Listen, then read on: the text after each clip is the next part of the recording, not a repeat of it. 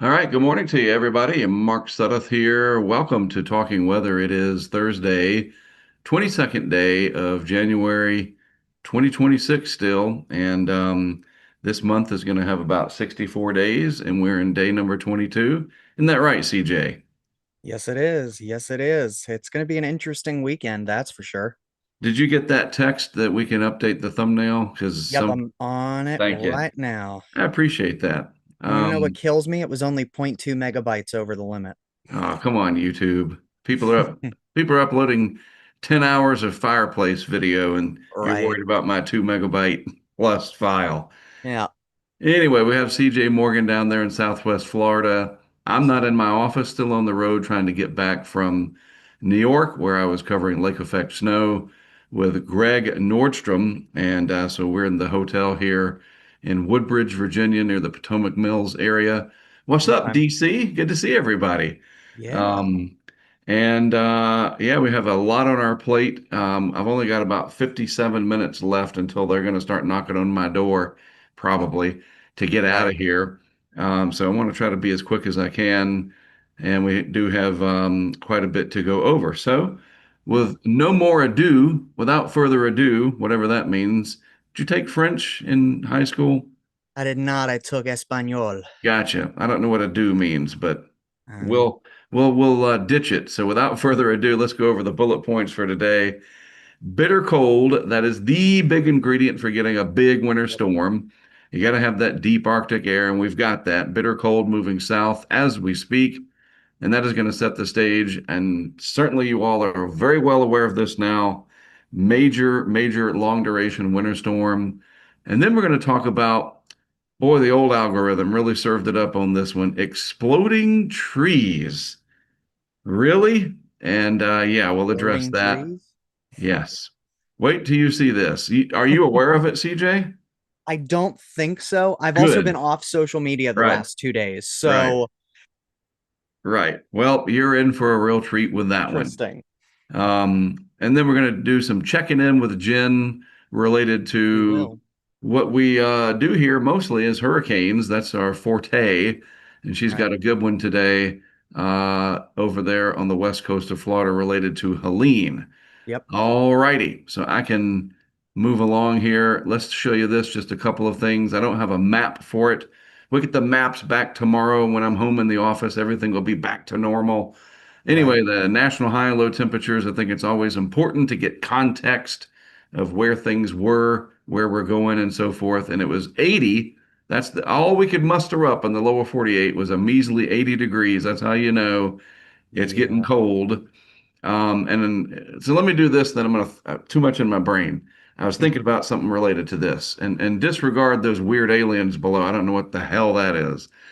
80 degrees is our high temperature in McAllen, Texas yesterday, and 8 miles west of Panther City. Now, I don't, again, have time to do the maps and everything. I think that's important, but I'm on a limited laptop deal, whatever.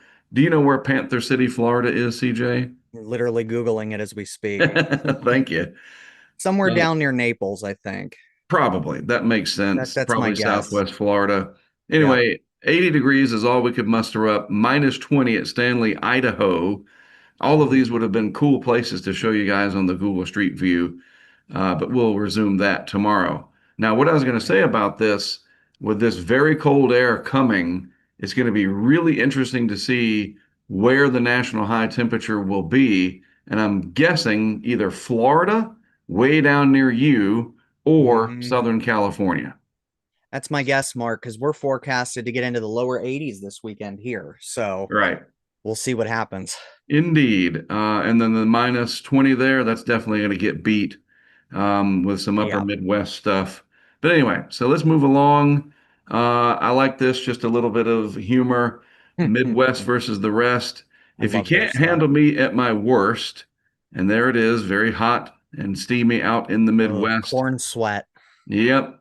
Then you can't handle me. You don't deserve me at my other worst. It's true. Yeah. Yeah, absolutely. Uh, So get the ready, Midwesterners in the Midwesterners. chat. They'll Yes, get definitely ready. appreciate this one. You're going to be enduring the heart of the bitter cold, but Yeah. as they say, It's winter. What do you expect? Still, it is very impactful. So all that bitter cold is Right. setting us up for quite the show here from Mother Nature. Let's grab ye old telestrator here from Zoom. We'll use red, why not? And we'll use the disappearing marker. So clearly east of the Rockies, we are getting rolled up over the coming days because a deep longitudinal trough is setting up, and that is going to drain a lot of cold air out of Canada, cross polar flow down into the lower 48, big Arctic air mass, very Yep. thick in the atmosphere. So this is not shallow cold, this is a very thick air mass. And folks, when you see this color blue here, and you think, wow, that's way up there in the upper Midwest, almost to Canada. That's extreme cold warnings. Yep. That is a really big deal. You're going to have some major problems in areas, and I know it's winter, we expect it, but this is really going to be something else. And all that cold air going to make it all the way down to pretty much across the Rio Grande into Mexico. And we're going to knock down some of those northern Gulf temperatures with this, that's for sure. And Right. then it's going to kind of sit here for a little bit, migrate east. I'll be able to show you on the Euro in a minute.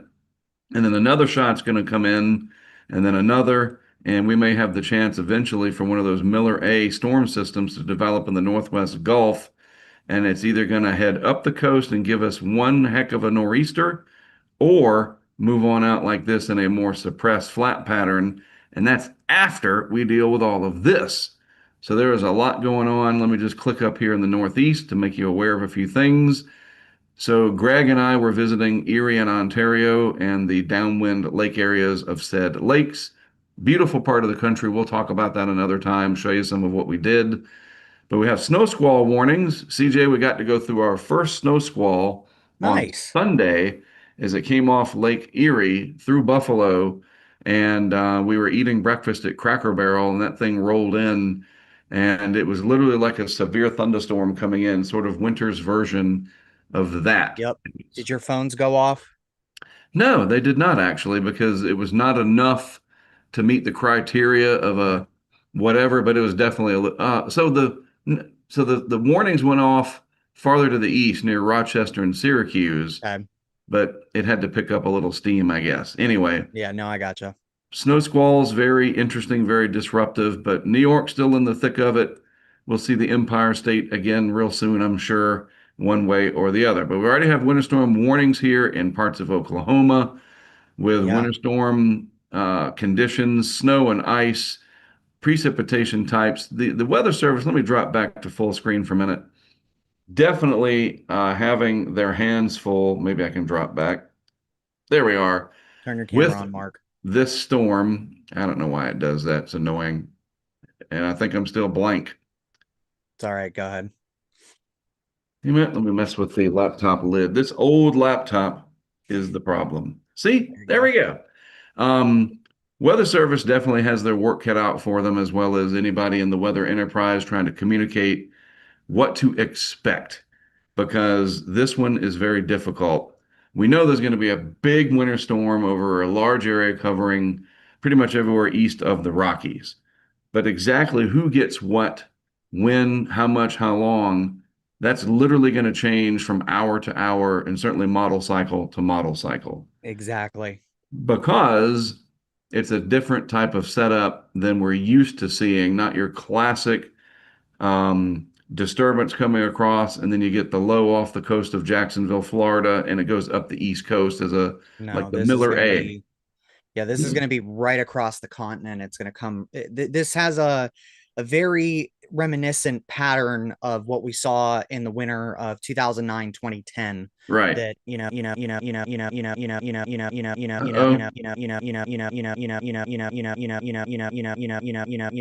the DC Metro, especially Mark Snowmageddon 2010. They'll remember it was a very Yes. similar pattern. And the thing is, we've got the overrunning moisture that's happening, especially in the south before the low Oh gets yeah, going. So your dense cold air at the surface, and then in some cases it sort of shallows out the farther south you get. But then over right. the top of that, and I can show you from the tropical tidbits here real quick, you can see that subtropical moisture just starting to move its way in here from the Baja region. And Hmm. there it is right there. So that's going to come up and over all of this cold air that's going to be spilling south. And so you're going to get this icing and Oh, it's gonna be sleet, horrible. freezing rain, and then very cold air draining in behind it. So anybody that is without power, that is going to be very, very problematic. Yep. So And that's we're the going to see setup. major ice storm impacts across a very wide swath of the southeast too. This isn't going to be just one or two areas. I've been seeing some of the model outputs that have that icing region almost like 100 Yep. miles wide. Yeah. So there's the big low pressure area there moving in through the Baja region, Yep. um, off the Baja, and that's going to eject out into the southern plains and all that subtropical moisture getting pulled up. The stage is definitely set. So what I want to do is try to point you all in the direction after we go over just a little bit of model data. I want to point you in the direction of where you can find useful information for your concerned area, the area that you're most interested in. So let's look at the Euro here. This is the 6Z run. And the first thing we're going to look at is the main reason that we're going to get this winter storm, and that is the cold air. These are your 2 meter Yep. temperatures. And as we slide this forward through time, you see that very cold air start to come south Mhm. tomorrow. And it starts to, you see that freezing line right there. Levi has done a good job demarcating that 32 degrees Celsius, or Celsius, that'd be hot. 0 Celsius, 32 degrees Fahrenheit isotherm, line of equal temperature. So the cold air comes down first, but notice some interesting things the way the temperature Mhm. profile acts here. See this bulge that's happening right through here? And as I run the animation back and forth, notice what's happening with that. Everything's Yeah. just sliding south, that cold air oozing like molasses. But then you get that weird sort of bulge in the temperature field. That is your low pressure area forming. It gets off the coast, and we're just looking at temps here. So by the time the storm is over, the cold air really starts to pour down. And Oh, look CJ, at y'all that. are going to get cold again after this. Yeah, but I'm looking up in the Great Lakes area. I mean, you're talking in, major cities like Indianapolis, Cleveland, Cincinnati, Pittsburgh, Yep, well below zero air temperatures, right. not just the wind chill. You're talking, what is that, -11 in Western Yes. Pennsylvania Yep. there? Oh, Tuesday morning, very cold. So this will do it for Lake Erie, by the way. It'll be completely frozen over by the time this is done. yeah. Ontario still has a lot of work to do. It's a deeper lake just in terms Yep. of lake effect snows later. But just interesting how the temperatures move here. And I think that bulge right there, that is really interesting as the surface low gets going. And I can show you that now on the sort of like the surface map version of the same model. Here's the Euro. We know the temperatures are going to be cold enough. There's your precip outbreak. Mhm. Kansas, Oklahoma, down into Texas. Wait till I show you the tweet about air travel. Holy mackerel, we are in Oh, it's for going to it be there. horrid. Now, I want to show you this. This is interesting. Look at the shape of the high pressure area and these the isobars. So you see this bending in the height field, the pressure field. That's the Appalachians. You're going to Mhm. have some cold air damming on the other side. So cold air Yep. is going to get trapped in here, and you can even see that in the model field here. That's your surface isobars, lines of equal pressure. Yep. And you got that bending through there, and that's the cold air sort of spilling and wrapping around, comes up and over and gets trapped in here. So as the storm progresses, that fairly shallow cold air will lead to the sleet, freezing rain, but then you got that warm air advection. And here's CJ where that warm Gulf, I think, is saving us. Very warm Gulf temperatures. In fact, let me just jump to my bookmarks. I want to show you guys this. Is this it? Let's see. Yep. So the Gulf, look at that, well above normal Still, across the entire Gulf except the shelf water areas. right. That, my friends, I think is our savior here because look, CJ, the wind flow coming in right off the Gulf, feeding in Hmm. over those well above normal temperatures. And Yep. I think that's helping to modify the air mass just enough that you're going to have sleet, freezing rain, and you're going to go right back to rain. And then my eyes don't deceive me. That looks like a squall line. It does. So a very dynamic storm, and then up to the north. of all of that, where there's not the Gulf influence, a snow shield of pretty big proportions.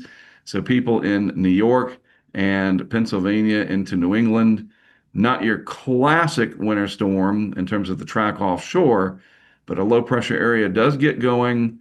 No, but this And is definitely how you get some of those higher snow totals in the mid-Atlantic. So right, for cities like Pittsburgh, Baltimore, Washington, Philadelphia, this is more of a track that we would need to watch in the mid-Atlantic because it could lead to much higher snow totals than right, usual. And it all depends on that track. I keep pointing back to 2010 because for a lot of these areas, that was the last big blizzard that people would remember. right. And it all depends on where this low pressure system moves. Now I do want to look at just there's your warm air advection on the western side Yeah, on the windward side of the mountains, which isn't uncommon. right. But that could lead to some serious issues. You see that icing line, that's Yep, where I'm really kind of focused in on. That's right over the DMV. That's yep. right over the DC, the heart of the DC metro, the I-95 corridor. Right That in is here, going to lead folks. to some serious travel problems. Right. So this really does match up to the hype, the sensationalism, everything about it because of the scale of this Hmm. storm. Don't focus on the intensity. We do that so much with hurricanes. How strong is it going to be? Who freaking cares in the end? It is about the impacts. Weather should always Right. be looked at, and this is where I say it so often, this is where you can be selfish. How's this going to affect me in my house, my cat, my husband, my daughter, whatever, Yeah. my neighborhood, me? Ask those questions instead of the sort of existential stuff of, well, how strong is it going to be? How much snow is there going to be? That matters later for historical purposes. For the here and now part, when the storm is happening and as it's unfolding, you want to ask yourself, how will this impact me? And to give you that answer, I'm going to show you a nice trick. Weather.gov, click on some area. You talked about the DMV area Yep. where you get your license, but the other DMV. And I'm Hmm. gonna click right on Washington, and oh, it's unavailable. How rude. They might be a little overloaded this morning. So I'm let's seeing try some this. stuff. There we go. So just outside of Washington, you have It's a your beautiful normal day point and today. right. Have your normal point and click stuff, the forecast. But here's what I want to show you. Let's back up just real quick. So weather.gov, you can click or put in, what you want up here, whatever. And in this case, we'll click near Washington, D.C. There we go. And then you scroll down when you get to that landing page, and this is from your local weather service office. It's not AI generated. It's Hmm. not some guy with a website. This is the official National Weather Service stuff. There's no Google ads on here. There's no commercials to skip. Okay, you with me, folks? It's really handy. But here's your savior. Here's your winner right here. This is a good one. Forecast discussion. That is what you want to click on right there. Forecast discussion. And they've changed it. Perfect timing. You get your updated information first, what's changed, so forth and so on. And then, ladies and gentlemen, I present to you the easiest way to understand any storm impacts on a rolling basis, because this gets updated every 6 hours or so. Yep. Bullet points, key messages, Yep. encapsulated to let you understand. And Mark, Key, if you want to bring up NWS Norman, they have some fantastic graphics that just as an example, that a lot of these um, weather service offices will put together as well. These great infographics that really kind of show, what's to expect. Like this one here from NWS Norman is fantastic. agreed. And these are produced in-house Yep. from their meteorologist and their graphics people. And this is where you can find the really helpful information. You can, again, you can click anywhere in there. We'll just click somewhere in Oklahoma here in the winter storm warning area. Same thing applies. You scroll down and you can click on that forecast discussion. It's the same pretty much Yep. everywhere. All kinds of stuff. They've got new information for aviation concerns. And then the bullet points. This is great, CJ. It's all there. Yep. Everything is laid out, and you can read and understand. And if there's something you don't understand, ask somebody, tag them on social Exactly. media, Google it, chat GPT it, And this really tells you what you want to know without completely going over your head, and it's without bias. It's Exactly. not This is what we use in the field, guys. exactly. This is exactly how we do it. So, just a little bit of a lesson there for you in how to navigate this big winter storm because we can't sit here for 6 hours trying to pinpoint every location. What does Right. Bob and Jan and Fred and Diane think for their area or need want to know? Right, you get my point. Yeah. This is how you do your own homework, and this will tell you what you need to know. So I don't want to ignore our friends out west because boy, the Rockies and points Hmm. west kind of dry lately. Stagnant air still in California, Washington, well, not in Washington, but Oregon and Idaho. We're just going to need a change in the pattern where we have troughing in the west and ridging in the east. That's not coming anytime soon. All right, Yep. I got to keep moving on because we're Yep. going to get our guest in soon. These are just some things that really popped to me. Aviation weather, ladies and gentlemen, it's going to be rolled up. I saw Yep. this from the National Weather Service, AWC Twitter feed, and if you want to follow them, it's probably going to be very handy for you, right? So, a significant winter storm, we know that. Many U.S. airports will be impacted through 12Z Monday. Look at this infographic. Oof. Wow, looking pretty That rough. includes a lot of not small airports. Yep.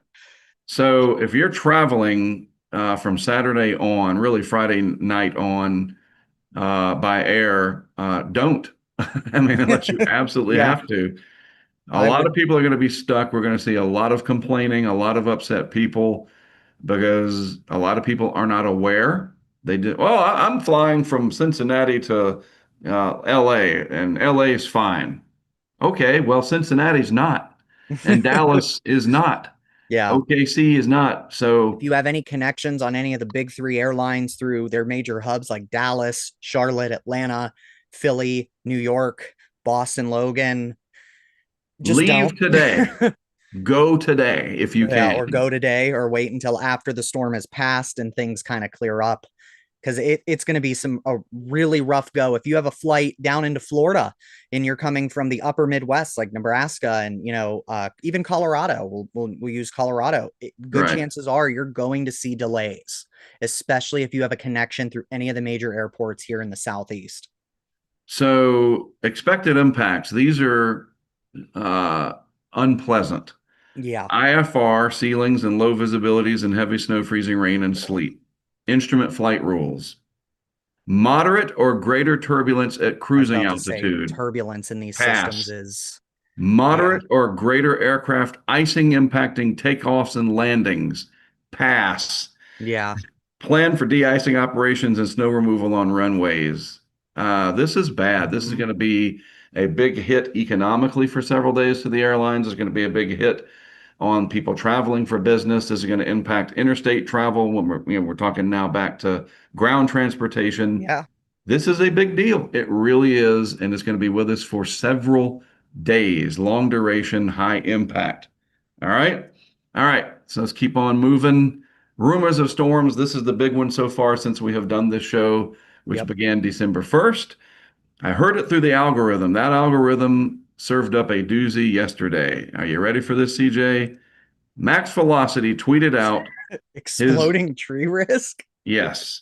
And Oh, and it actually made the Pat McAfee show. really Really, really. So interesting. blew up. Algorithm took hold, and all kinds of people talking about it. Um, and allowed Jen into the waiting room. So I just wanted to shed some light on it, not making fun of, not burning people down, but no, trees don't literally blow up like you think of with, No. like in the movies with a car bomb or in reality, unfortunately. But they do have issues with the sap and the water and so Hmm. forth. And different people have different takes on it. This guy, Brandon Payne, who can really put some funny stuff out. The trees will explode and there's nothing we can do to stop it. It's really only a matter of time. The time to prepare has passed. And here's some pictures of what it can look like. It's Yeah. just a sensational way to put it.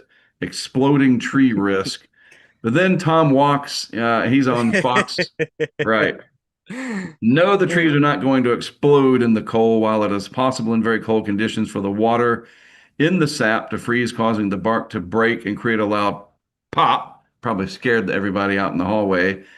It's relatively rare. More likely would be a frost quake. That's what I should do. Go up against Max with, there's frost quakes coming. But we don't play that game. Where water in the ground freezes, causing a Oh, boom. Wind chill impacts humans, not trees. Trees don't generate much heat, if any. We right. won't be anywhere close to the Wisconsin state record of minus 55 in Corduroy, Wisconsin in 1996. So a few pops, booms Bring them. possible, I but was looking not for them in there. I thought I popped them in explosions. there. All right. Good job, So there's Colin. that. We'll be with you in just a second, Jen. I'm going to mute you. All right. So also coming down the pike after this, we do need to look ahead a little bit because this is going to be a long Yep. duration pattern. So Noah Berggren, and I like this. He's funny too. Not to get too far ahead of our skis here, but this may be a very active 1 to 3 week spell into early February. Next weekend, another sign of more Arctic air, more connection with the different jet streams, that we could get more storminess. So we're not done thinking January 30th through February 2nd time frame. We will keep an eye on that. All right. So time to check in with Jen and switch back over to hurricane mode. Uh, I will unmute you, or you can unmute yourself. Let's see. The How do I do that? fabulous Captain Dylan Hubbard, I believe, behind her, Right. is it not? Local legend from the St. Pete area. So Jen, if you can unmute you, I muted you. How There you about go. there you go. Hi. Can you hear me all right? We hear Yes, you we and we can. see you. It looks nice where you are, certainly nicer than what's happening elsewhere. So we are Beautiful hurricane John's track, Pass. right? John, that's right. And we cover hurricanes, that's our forte, but we have obviously branched out into other high impact weather communication, testing stuff during other storms. You guys know the drill if you followed us long enough. You also know that back in 2024, we had Hurricane Helene that passed along the west coast of Florida, but far enough Mhm. offshore that there was not a landfall anywhere near Tampa. It was much farther to the north in the Yeah. Big Bend, but the west coast of Florida from Venice all the way down to Naples, even Yeah. into the Big Bend, was devastated by a big storm surge. Jen Naramore on my right on the computer screen, anyway, hopefully for y'all too. Tornado Talk, aficionado of tornado history on Weather Brains often. She's in Florida studying tornado history. She and CJ have been working together a little bit as well. Now we're talking hurricanes and storm surge and the story of Hubbard's. So good to have you both. Jen, take it away.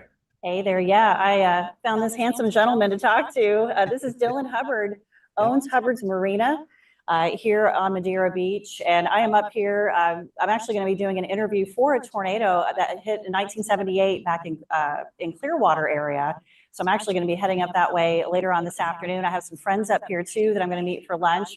So I stopped by and he was willing to talk to me and just kind of give a little overview of what happened with Helene. And you had most of your impacts from Helene. Yeah, Hurricane Helene was definitely devastating for our area. I mean, Ada, we had Zeta, Ada, and then we had a no-name cold front, and then Helene. So within about 6 to 8 months, we were flooded 4 different times in this region, and it was definitely. Helene set itself apart as historic. I mean, for our region, we hadn't seen anything like that since that no-name storm moved through way back in the day. So it was definitely eye-opening for a lot of people. A lot of people weren't expecting it. We were prepared for water, but we weren't prepared for that amount of water, to say the least. We were thinking maybe 4 or 6 foot, and we got every bit of about 8 to 9 foot with indentation that really destroyed a lot. It was pretty awe-inspiring. The day after the storm, we were able to actually get out here like 6 a.m. right after the storm had made landfall on boats, and it was like a zombie apocalypse. People sitting out on their stunned rides and crying after losing everything, and coming here to John's Pass and seeing where we make a living, where we enjoy fun in the sun every day, just totally devastated. It was it was shocking to say the least. But I mean, the story is it took us 5 days to reopen, and we rebuilt our docks, and we're back running trips. And then we heard about Milton coming, and Yeah. that was a little defeating. But we just kept our heads down and kept moving forward. So it's been a long road, but we're very happy with where we are today. CJ, awesome. you were saying? Yeah, no, I was going to say, Dylan, you guys had a beating up there. I'm down in Sarasota, and I mean, our whole coastline, we thrive on this tourism, especially this is our high season. It's great to see you guys, recovering. How is it up there? I haven't been to John's Pass since the storm. I know like down here we have St. Armands and Longboat and Siesta Keys, but some of our businesses still have yet to come back. And I don't think people realize we had a much bigger surge from Helene than we did with Milton, even though landfall was down here. Yeah, I mean, Milton, I definitely felt for you guys because after we had been through that chaos of Helene, rebuilding our dock, and we were finishing rebuilding our dock, and like champion, yay, celebrating, oh, we're done. And then all of a sudden this Cat 5 starts cruising at us. And I was pretty devastated and just pretending like that wasn't happening as we work to continue to rebuild our business. But then, man, that thing hooked, and I was watching it make landfall. And I was definitely feeling for you guys in Sarasota. But to answer your question, John's Pass, I mean, you walk around John's Pass right now, you wouldn't know that there was a hurricane. And that's what's so interesting behind Helene and Milton. A lot of people showed up like, oh, how much water did you get? Oh, what was the damage like? But by spring break of 25, people showed up. They're like, what do you mean you had a hurricane? Right. So it was very interesting to see kind of the transition. And then John's Pass right now, I mean, you walk around, you wouldn't know that there was a hurricane, and unless you talk to someone or you see one memorial water was this high signs. Really, this area has done a great job. There's still a long way to go. Don't get me wrong. No, absolutely. It's a process. Yeah. It's there's still a lot more to do, but overall, things are looking really good in Madeira Beach. Well, the reason behind it was the gigantic size of Helene's Windfield, and that core was more than 100 miles away, but it didn't matter. That massive Windfield just shoving the Gulf right into Western Florida. And we were focused on, I know we did have a camera system in Tampa, and it was there in the Bayshore, I think it was. And that water came up, almost got to the camera, which was about 7 feet high. And then we focused a lot on the Big Bend. We had multiple camera systems in Cedar Key and up at Steenhatchee, where we saw that river come up and just rage going the other way. The most violent thing I've ever seen on one of our cameras. And then huge pieces of dock breaking off and coming up over the gazebo, settling over the top of the camera. People thought it was a whale. They're like, what is that, a whale? I'm like, yeah, because there's whales in the Steenhatchee. But anyway. So my buddy owns a fish house in Steenhatchee, and he had a 54-foot trailer behind his fish house with 7,000 pounds of bait in it.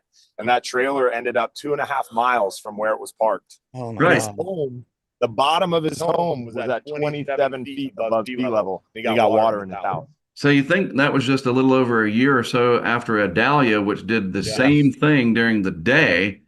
That's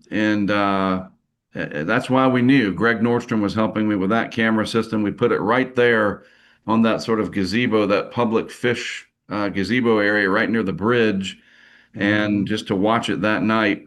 But I didn't know, like even me doing this as long as I have, that the surge would have been that bad as the hurricane just passed by. Like that was really surprising to me. And even doing this 30 years, you can still be surprised. And I was, as were all of you. I think everybody, I think, learned a really hard lesson about exactly what you said, that Windfield. You don't need a landfall. Yeah. One person, I love this analogy I saw, I don't know who said it, but equating it to a bulldozer. The bigger the shovel on the front of the bulldozer, the bigger the sand pile it can push. And man, Helene's Windfield was a really big bulldozer. So that reminds me, I'm going to jump on the Discord and show you all something funny. Let's see if I can find it. So that's a South Carolina DOT snowplow, Hardy Har. And to your point, that can't push squat for snow, but the big Chungus Awful. snow movers up in the Northeast Yep. move insane amounts of snow. So that's a small wind field of a hurricane. Yep. Perfect timing. Whoever posted that, Oh my our word. friend John Wren posted that on our Discord. But yeah, the lessons learned from Helene will hopefully be taken to heart for years to come. Certainly, it woke me up to, oh man, you can't forget that Windfield and how big it is, and not focusing on the core, and we're pretty good at that, at teaching that. But this one was shocking. And when we went down to set up for Milton, we're there in Siesta Key. You remember, CJ, you were with us. And besides the trillions of insects that were trying to kill us, we were seeing all of that The debris. destruction, Yeah. That'll never leave me. And I'm sure, Dylan, you guys felt the same way. It's helpless. You see all this devastation from what happened a week before, and then you think of, oh my God, it's going to happen again. Yeah. What do you do? And what was crazy in our area to that point is, I mean, Floridians, right? And Madeira Beach, we had already experienced multiple floods. So Helene, everybody was like, it's not really a wind event. I'm not gonna. And a lot of people stayed. A lot of people stayed. Same thing down here. Countless stories of people being trapped in their homes, on the beaches, on the barrier islands. For Milton, this place was. Oh, it was a ghost town. After Milton, I mean, I could have walked from Seminole. It took probably a week for me to see other cars on the road. It was crazy. That is absolutely insane. They got the idea. So Jen, with your travels down there in Florida, you were talking about the research you're getting ready to do. So Milton, of course, was a prolific tornado producer, especially more so on the east coast of Florida. Yeah. And I might have asked you this before, but with so many tornado events to cover, you can't cover them all. I mean, that's your goal, is to try, but will some of the Milton tornadoes be part of your field work in the coming days or weeks? Yeah, not this go around. We're going to stay focused on Tampa Bay, and then CJ and I are out all weekend. We've got a plan of attack to go through Polk, Hillsborough, and Pinellas counties. So I'll be coming right back up this way. And I've been working on a plan, calling folks, and then we're going to go to different spots along different tracks. The Pinellas Park tornado of 1992, for example, the Clearwaters of 78, and others. The 1966 event is one that really CJ is interested in kind of diving into and diagnosing. So we're going to be going through that as well.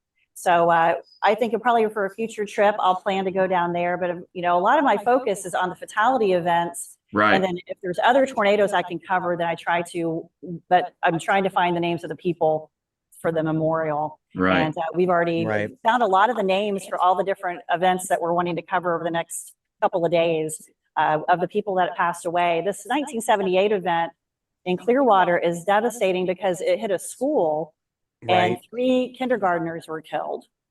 And the Highlands Elementary School have a little memorial there. And I'm really hoping that at some point in the future, I'll get to go visit. And I'd really like to talk to the principal there and find out more about what happened and go visit that memorial that they have. So, well, that's good work. You've got a lot of stuff ahead of you. So yeah, you got it. Guys, I know that I'm gonna let Dylan go back to work. I do have nice to meet you, Dylan. By the way, everybody, they're on YouTube. So check them out on YouTube and Twitter. They've got a couple of great pieces that they have done. John's Pass Hurricane Helene Destruction. That's on the YouTubes. John Pass Underwater. Check them out. And if you're in the area, pay them a visit. I can't wait to get back down there. Maybe when I'm down there for the National Hurricane Conference, CJ, you and me can head over there and I can meet Dylan in person. Absolutely. For those of us here in the Tampa Bay area, John's Pass is well known, and Hubbard's Marina. A lot of people know you from the news. But for those of you who aren't from the region, it's hubbardsmarina.com, right?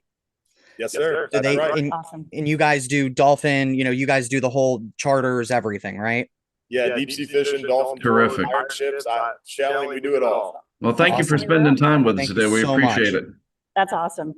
Thank you, Dylan. I really appreciate you. Thank you, guys. Guys, I know that, Mark, I think you have a hard out at 11. I do have one more person. I'm going to take a small walk. Why don't you guys talk amongst yourselves? I'll hang on out here. I want to go talk to Matthew, who's one of the stores up the road here, and he had a bunch of water in his shop, and just kind of get another different perspective of what happened here. So I'm going to just go take a little walkabout while you guys talk amongst yourselves.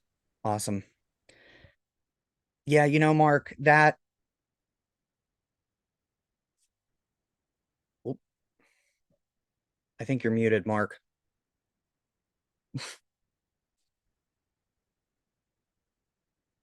I was trying to mute Jen and I muted myself. Yes, CJ. No, I was to say that's great. Dylan Hubbard, he's pretty well known. They're on our local Fox affiliate every Friday to talk about nearshore and offshore fishing. Terrific. But they're very well known here in the Tampa Bay area. So please, you know, if you're here, if you're coming on vacation, you know, support a lot of our businesses along the coast are family owned. They're locally owned. Right. And you know, we could really use that economic help because we're still rebuilding, as a lot of coastal communities are. When I'm down there from the National Hurricane Conference in April, late March, early April, I'm gonna have to make a trip over there and Absolutely. get a bite to eat and say hello to Dylan in person. So real Absolutely. quick, just updating the weather map here, seeing if anything has changed. It's just, it's, you know, not going to be too rapid, but No. a couple of people are asking about snow totals. And again, just want to tell you, I saw one earlier about Southeast Virginia. One easy way to figure all of this out is use the weather.gov, click on Southeast Virginia if you're interested in that area, drill down further to Virginia Beach, which includes Portsmouth, Suffolk, Norfolk, that whole area, the Tidewater. And you've got your point click stuff, very easy to kind of understand that. But again, a lot of the times you can look for the Weather Service office and they might have some infographics like here, your winter storm watch information, the planning. It's all spelled out. You just got to do a little bit of work and hunt for what you're looking for in your local area. And it'll tell you what you need to know, from the winter storm information, tide information, especially if there's a coastal issue, which in this case, there could be some coastal issues. But again, to reemphasize from earlier, the best tool, in my opinion, is the forecast discussion. And that is just down here. Click on that, and it's all right there. Again, the what's changed part, the increased confidence, etc., your key messages, and it's pretty spelled out, pretty easy to follow. And if there's something you don't understand, hey, you got the world's knowledge sitting right here. Just Google it, chat GPT it, or ask somebody that you know and trust on social media to explain something to you. Exactly. But this winter storm going to be one that we remember for a long, long time, and it's probably the start of a couple of weeks of this type of pattern where that cold air comes south and the storms follow. Exactly. You're not traveling anywhere anytime soon, right, CJ? Heck to the no. If I am, it's going to be in state. Yes. You know, it's funny looking at a lot of these. So for my other Floridians that are watching, you know, we're going to miss out on quite a bit of this. We're going to get some of the colder air, but I'm not seeing much in terms of, at least right now, tangible impacts. Obviously, we're further south. We're going to get it later. Right. But, you know, that's just the way it goes. But it looks like Jen is almost done setting up there. I don't know. We may have. Nope. Bingo. Awesome. Who do we have, Jen? You got to unmute yourself, Jen. 50 years from now, we'll still be trying to figure out Zoom. Mm.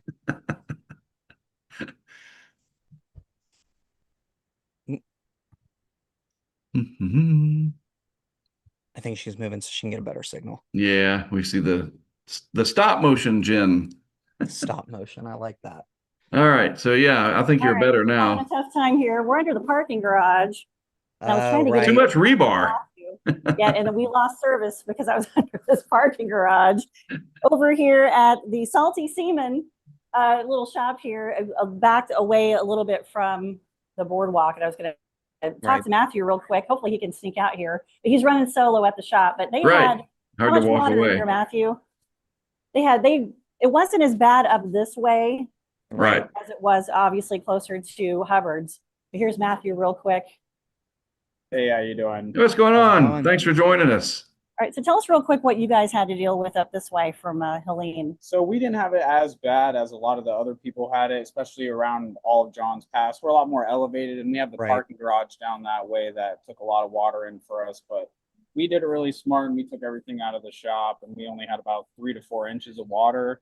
But the road leading down just out here was Right. probably 4 or 5 feet worth of water. So a lot more fortunate. We just had to rip our carpet out, and that was really basically about it. Replace all the floorboards, and yeah, we had it a lot more lucky than everyone else in John's Pass. So what is that experience like if you wanted to translate it to other people on a It's stress level? something Like, you never really would be able to understand unless you go through it. You can see about it all on the internet. You can see, videos of other places getting hit by right. storms. And I've lived in Florida, my whole entire life. And, normally people go surfing when hurricanes come. So Right. something like that was never expected to ever happen. Nope. And, seeing it firsthand, I'll probably always be a little more anxious every time I hear a Sure. hurricane come Yeah, we down. call that the after. You get through that aftermath, Yeah. and there's the after that for years and sometimes decades. But yeah, until you experience it, until you have to go through it and do all the things to recover, people generally just don't know. That's just, and that's not their fault. Not everybody goes through a major hurricane, and that's a good thing. We're losing you on the volume here, thanks to the big old truck. Oh, It's all good. Yeah. But yeah, things are finally pretty much getting back to normal in terms of Good. the businesses being open. A lot of the hotels that were closed, they're opening back up after redoing renovation and stuff like Right. that. And I know a lot of that plays in a part of business we have down here. Oh, yeah. So, things are slowly getting back to normal. So we're hoping by probably spring break things are back to originally what they were. Exactly. So. Have you guys seen a bit of an uptick with? Sorry, I was to say, have you guys seen an uptick with Gasparilla? Hopefully, maybe. Oh, Gasparilla. I'm not too sure. That's more down in the Tampa area, which Tampa got hit pretty hard too. But the hospital had giant metal gates around it and everything like that. But I'm not really too sure. I'm sure that's more Tampa will do that depending on it, because that's not more on Bayshore. That's more in the city. Right. So I'd imagine that they would probably continue to keep doing that. Okay. Cool. So you were telling me earlier that there's a few shops that are still struggling, right, with insurance issues. There's a gas station down that way that's just had a opening soon, and then shops all across that whole entire strip, either never recovered or just aren't open back up. So yeah, the insurance side of things and the financial part of it is so stressful. I can imagine something that hopefully will get worked out in the coming years as we deal with natural disasters anywhere in the country. That insurance part, that's got to be so tough. Again, part of the whole stress of the after. You survive the storm. Now you have to survive the aftermath and the financial part. I can really only imagine, and I've certainly talked to a lot of people in my career about that it takes a toll, and that lasts for a long time after the storm is gone. Yeah, whether it's insurance or permits that you're looking to get. Sure. Oh, yeah. Everyone, especially for how bad a disaster like that was, people, I can understand it from a business point of view as well. As much as you might have all these people, it's hard to help everybody in a sense. And obviously, right. It's just people are in it for the money. So obviously whoever has more, they're going to help first. But that's when the community comes together and we really help each other more than getting help from the government or from the state or even from the city itself. We'll help ourselves, at the end of the day when it comes down to it. And that's how it really always comes, because we even have a shop down in Fort Myers as well that, it's like a beating from the hurricane back in 22, Ian. I think it was. Yeah. So, Wow. Well, is your guys' location out on St. Armand's back open yet? In Sarasota? Yeah, they've been open for good. Yeah, they've been open for a while now. Shortly after the storms, probably I'd say about like 5 months. That's awesome. Before. So Jen, tell us the name of this place again, so people watching, if you promote your business. It's called Big Salty Seamen's. Yeah. And this Gotcha. location is John's Pass, Madeira Beach. Yep. A good wordplay there. Yeah, and they also, Mark, have locations in St. Armand's Circle, in Sarasota, and down in Fort Myers on Fort Myers Beach. Is that reopened yet? Or yes, all those locations are open. So yeah, so they are reopened. Man, Fort Myers Beach. Wow. Well, Yep. I appreciate you spending some time with us. We're going to certainly talk Thanks. more about hurricanes as we get really into March and that 90-day time frame closing in to hurricane season 2026. I will tell you this, we do have an El Nino on the way, but that usually does not impact Gulf activity. It's more Caribbean and Western MDR. Right. Okay. So who knows? It's anybody's guess, but you will probably be very prepared because now you have the Yeah. experience on the front end and the back end. Thank you very Absolutely. much, sir. Thank you, Yeah, Matthew. Thank you. guys. You guys Appreciate have a you. good rest of your day. Thanks, You too. man. So All right, CJ will thanks, have to go Matthew. meet him as well, man. I'm gonna have to take a day of Absolutely. it.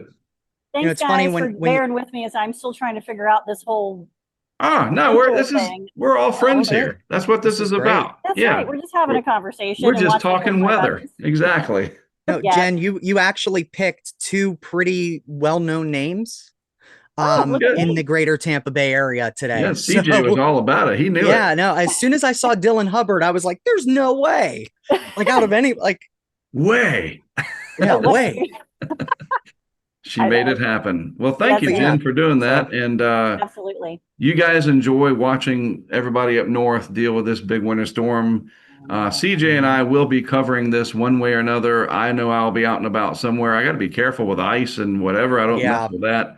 Yeah. But I will be driving home and getting Greg back to Wilmington so he can fly home to Gulfport this evening. We'll all be home this evening. So tomorrow's show, back in the office, 10 a.m. Eastern time, with my normal setup, my normal maps, and a just overall better environment. But I appreciate everybody tuning in while I've been on the road. And we've continued this. Thanks to everybody that watched and interacted with us as our coverage of lake effect snow went without a hitch. We'll talk Yep. more about all of that on tomorrow's show. So, CJ, any thoughts from you before we wrap it up? No, sir. Jen, where are you headed after this? I'm going to hang out, have some lunch with friends. I'm heading up to Clearwater, up to the Awesome. museum there to Getting do some an work done. interview. Nice. And Well, then good luck I have to a you. really good buddy that lives in Tampa. I'm going to meet him for dinner, and then I'm heading back to my Airbnb and then meeting CJ tomorrow. We got some planning to do. Yes, And we we're going to do. plot Right. out our weekend. We got a lot of places to hit. We're going to go out toward Lakeland, and then we're going to go out toward Tampa Bay Saturday, and then Sunday we're going to head toward Pinellas Park up toward Clearwater again. So Well, everybody watch out for those exploding trees. And if you get one on video and it's legit, please tag me because I'd love to see it. But other than that, I think the main Okay. message is be careful out there. Pack your Absolutely. patience if you're traveling. And if you don't have to travel, just don't. We'll be on top of it, as will a lot of other people, I'm sure. Major winter storm coming our way. We'll do the best we can to give you our perspectives on it. And I'll see you guys again tomorrow from the home office in Wilmington, North Carolina. I'm Mark All right. Sutta for the Hurricane Bye. Track family. Thank you for tuning in. We will see you later. See you later.